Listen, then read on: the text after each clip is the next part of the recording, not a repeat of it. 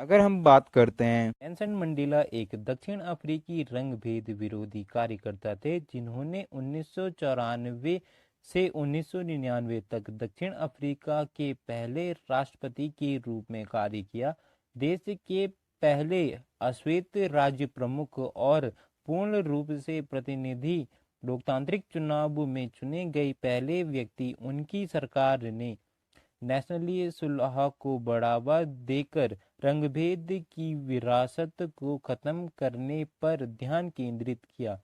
वैचारिक रूप से एक अफ्रीकी राष्ट्रवादी और समाजवादी, उन्होंने 1991 से 1997 तक अफ्रीकी राष्ट्रीय कांग्रेस एएनसी पार्टी के अध्यक्ष के रूप में कार्य किया। मंडेला का जन्म दक्षिण अफ्रीका संघ के मेवेजो में घेबुशाही परिवार में हुआ था। उन्होंने जोहान्सबर्ग में एक वकील के रूप में काम करने से पहले फोर्ट हेयर विश्वविद्यालय और विटवाटरसेंट विश्वविद्यालय में कानून का अध्ययन किया था। वहाँ वे उपनिवेशवाद विरोधी और अफ्रीकी राष्ट्रीय राजनीति में शामिल हो गए। 1943 में एएनसी में शामिल हो गए और 1944 में इसकी यूथ लीग के सह संस्थापक बन गए। पार्टी की केवल श्वेत सरकार द्वारा रंगभेद की स्थापना के बाद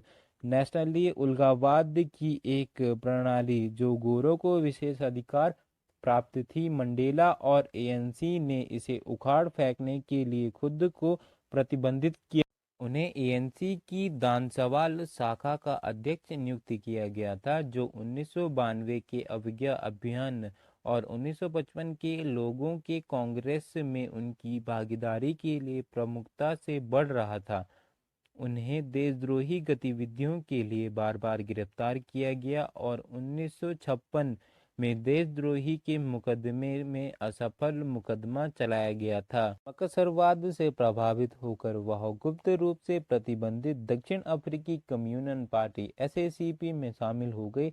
हालांकि शुरुआत में अहिंसक विरोध के लिए प्रतिबंधित थे, एसएसीपी के सहयोग से उन्होंने 1961 में उग्रवाद उमखोदुवी सिजवे की सह-स्थापना की और सरकार के खिलाफ तोड़फोड़ अभियान का नेतृत्व किया। 1962 में उन्हें गिरफ्तार कर लिया गया और जेल में डाल दिया गया और रिवोनिया परिणाम के बाद राज्य को उखाड़ फेंकने की साजिश के लिए आजीवन कारावास की सजा सुनाई गई।